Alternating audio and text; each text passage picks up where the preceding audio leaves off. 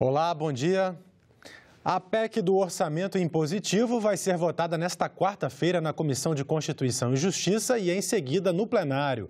É o resultado de um acordo de líderes anunciado pelo presidente do Senado, Davi Alcolumbre, com a presença do presidente da Câmara dos Deputados, Rodrigo Maia.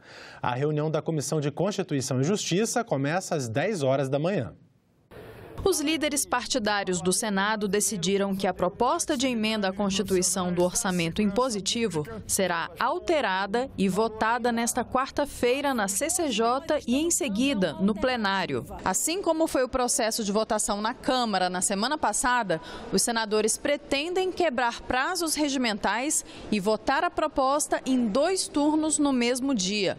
O presidente da Câmara, deputado Rodrigo Maia, esteve no plenário do Senado para confirmar o acordo. Os senadores construíram o acordo, eu tive a oportunidade de ler o acordo construído. Eu acho que o acordo garante o objetivo daquilo que nós aprovamos na Câmara dos Deputados, né, que é o orçamento impositivo para todas as ações finalísticas do Poder Executivo. O senador designado para relatar a PEC no Senado explicou o que vai incluir no seu parecer. Primeiro, a regra básica da impositividade do orçamento como um todo, ou seja, da programação de trabalho traduzida no orçamento anual.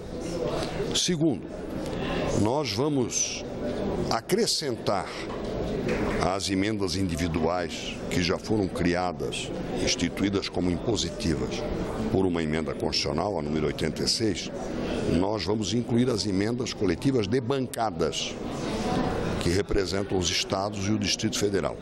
E, finalmente, vamos atender a uma solicitação do governo de estabelecer uma breve gradação para esse mínimo de investimentos em emendas coletivas. O presidente do Senado, Davi Alcolumbre, enfatizou a importância do diálogo entre as duas casas do Legislativo. O Senado e a Câmara, de mãos dadas com o povo brasileiro, irá estabelecer esse diálogo aberto e fraterno com as instituições. Eu agradeço a presença de Vossa Excelência. Vossa Excelência ajudou a construir o acordo.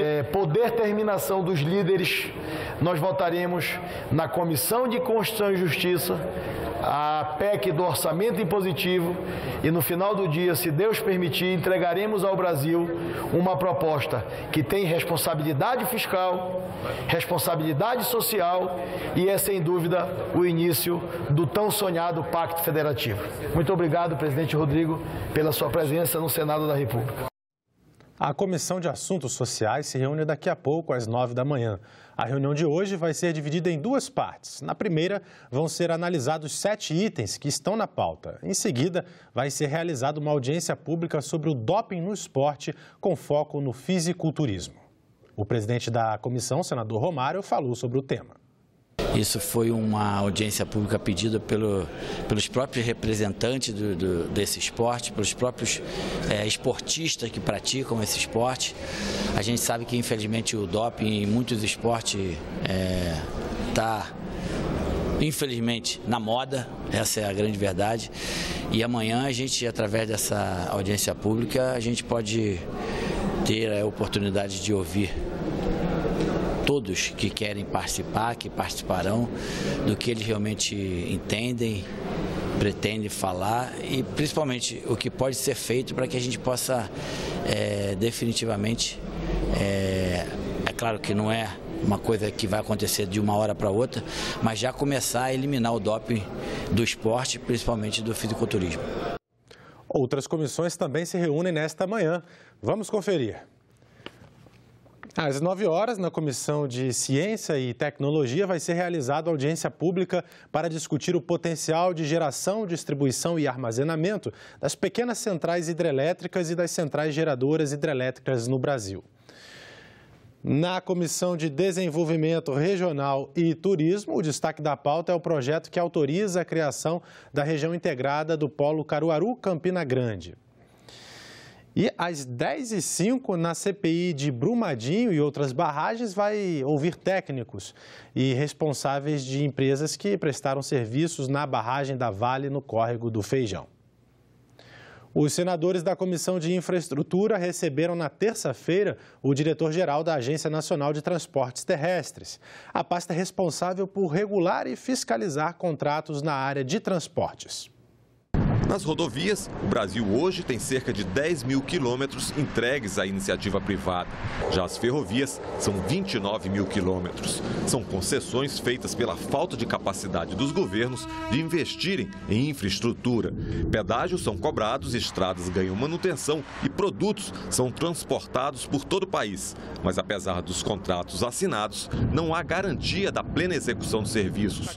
Segundo o diretor-geral da Agência Nacional de Transportes Terrestres, as licitações feitas a partir de 2014 estão comprometidas. De 2014 para cá, infelizmente, o país teve uma recessão, teve uma queda, aonde houve o desequilíbrio dos contratos. Além de se contar que toda a Operação Lava Jato, grande parte das empresas hoje que fazem parte das concessionárias estavam envolvidas, isso criou dificuldade em financiamentos. Todas as concessões da fase 3, exceto da MGO, estão com problemas. Nenhuma delas atende aos investimentos, atende o grau de exigência e de necessidade que deveriam ter sido feitas. Sobre o transporte rodoviário de carga, boa notícia para os caminhoneiros. Nós vamos acabar com as entradas dos caminhões na praça de pesagem, de uma forma do seguinte: passou pelo sensor, ele está com carga excesso, aí ele entra mais à frente, ele entra para o bolsão. Fora isso, vai embora. Então, isso é uma tecnologia fantástica. Mas os senadores aproveitaram o encontro para cobrar fiscalização da ANTT e criticar o estado das estradas brasileiras que já foram entregues à iniciativa privada. Que é o caso que nós vivemos em Santa Catarina.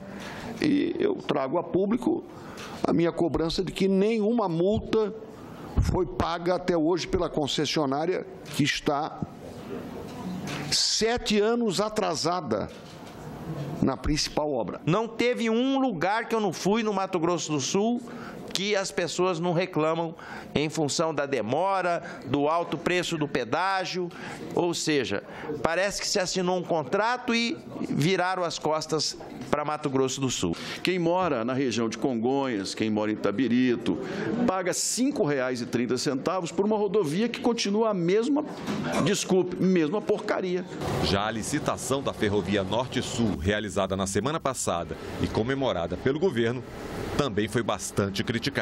Estão comemorando cinicamente que o valor inicial era 1.200 e que a Rumo pagou 2 bi e tanto. Ai, mas que sucesso maravilhoso. Sucesso nenhum, porque valia era 6,5. A Valec diz que vale 6,5, não sou eu não. A Valec é do governo. Eu brinco que no Brasil os empresários sempre falam de economia de mercado, mas adoram o monopólio. Que é a economia de mercado, deixa ser para os outros. Quando é para si, se puder ter um monopólio, é o ideal. Não é que vamos tirar de Minas, vamos tirar daquilo. A gente está olhando o sistema ferroviário como um todo. Isso também não é a agência que define, isso é uma política de governo, aonde é dada uma política de governo e nós estamos construindo as soluções. Acho uma maneira de que o governo está buscando de ter investimento, sem ter que o governo arcar com o investimento que ele hoje não tem capacidade. Em sessão solene do Congresso, nesta terça-feira, foi lançada a Agenda Legislativa da Indústria para 2019, que traz as propostas prioritárias para o setor. Esta é a primeira vez que a Agenda Legislativa da Indústria é lançada em sessão solene conjunta da Câmara dos Deputados e do Senado Federal.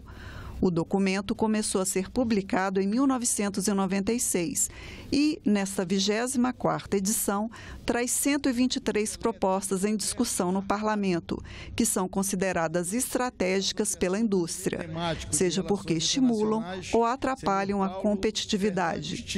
Destas, 14 são classificadas como urgentes e de maior impacto sobre o ambiente de negócios, constituindo a chamada pauta mínima. O presidente do do Congresso, senador Davi Alcolumbre, destacou a importância da agenda para o diálogo do setor industrial com o Legislativo. O debate e o diálogo tem que ser uma constante em nossas vidas. E a clareza desse debate, o aprimoramento desse debate e esta sessão solene no Congresso Nacional é um sinal para a indústria brasileira. Contem com a Casa do Povo e com a Casa da Federação para debater propostas importantes para o desenvolvimento do Brasil e para a melhoria da qualidade de vida de todos os brasileiros. Expondo publicamente os seus pleitos. O presidente em exercício da Confederação Nacional da Indústria, Paulo Afonso Ferreira, disse que é necessária uma atuação conjunta entre os poderes e a sociedade para superar os problemas econômicos do país.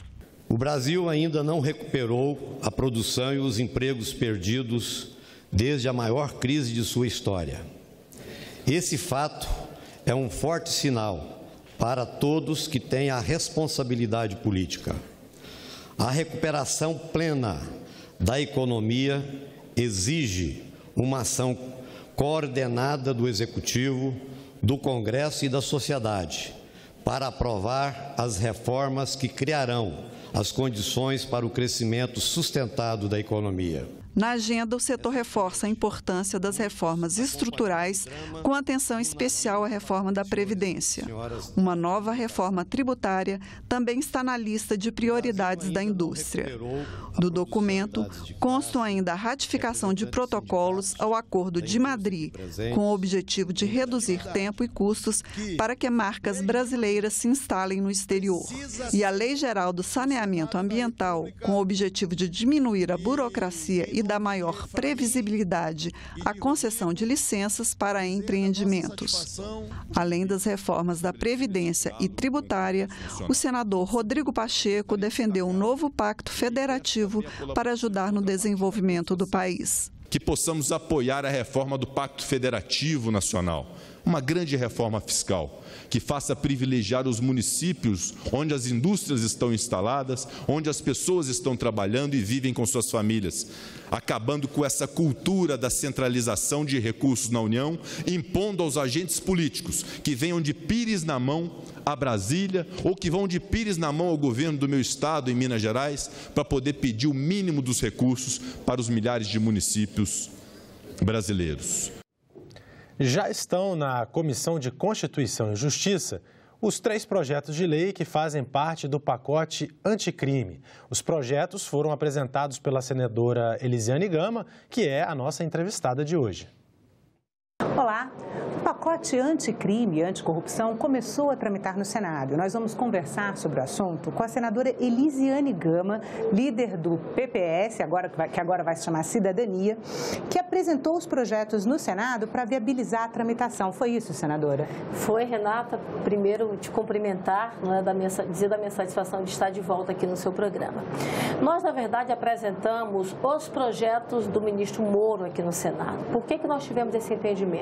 Sentimos num primeiro momento que havia uma prioridade por parte da Câmara dos Deputados de priorizar a reforma da Previdência, que é uma pauta extremamente fundamental para o Brasil, e tivemos o entendimento de que o Senado poderia caminhar de forma paralela, fazendo um debate mais aprofundado do pacote anticrime, que é muito importante. Nós temos hoje no Brasil 2 temas que fizeram parte, inclusive, das campanhas eleitorais e que estão hoje na cabeça do povo brasileiro. E era o carro-chefe da campanha do presidente eleito, né, Bolsonaro. Aliás, a questão da segurança, Renata, não foi apenas só do Bolsonaro, que foi o seu grande ponto fundamental, mas todos os demais candidatos à presidência da República fizeram o debate da segurança porque é uma preocupação nacional.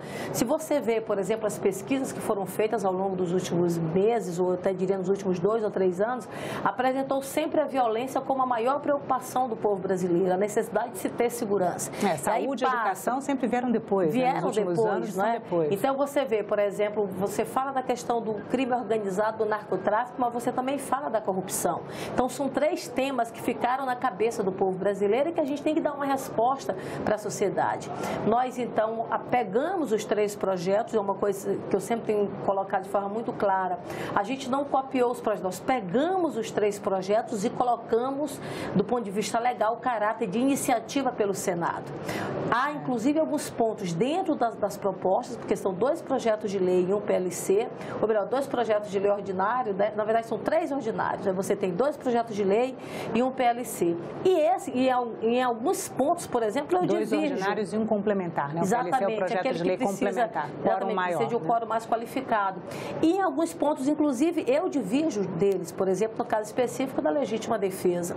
Agora, mesmo divergido, nós apresentamos o projeto, tivemos o apoiamento de 6 líderes aqui no Senado, porque, para mim, o projeto deveria ser a espinha dorsal, deveria ser o ponto de partida, para que a partir dele nós pudéssemos apresentar emendas, né, fazer todo um debate aprofundado e apresentar, se um substitutivo, né, mas ao final uma proposta que fosse coerente com aquilo que os senadores pensam que é melhor para o Brasil e aí seguir para a Câmara dos Deputados, onde haverá, na verdade, a segunda etapa de votação dessa proposta. Senadora, mas a Câmara não vai parar a análise que já começou lá, né? O grupo de estudo está definindo o plano de trabalho com um ciclo de audiências públicas sobre o tema. Não seria dispersar a energia, fazer esse trabalho paralelamente, tanto na Câmara quanto no Senado? Certo. Renata, no dia que nós protocolamos, nós fizemos uma semana de caminhada. E eu fui ao Ministério da Justiça, falei com o ministro Moro, para mostrar para ele que a nossa ideia era pegar o projeto dele e tornar como iniciativa do Senado, dando caráter, já que o processo legislativo não permite que o Poder Executivo mande, envie para cá direto para o Senado as suas propostas. E ele falou, olha, se não tiver nenhum problema de ordem político envolvendo, por exemplo, o presidente da Casa, da minha parte haverá todo apoio. Eu, então, digo que vou conversar com o Rodrigo Maia, porque o meu entendimento não é criar problema, ao contrário, é resolver, não é? É encontrar uma alternativa para o Brasil.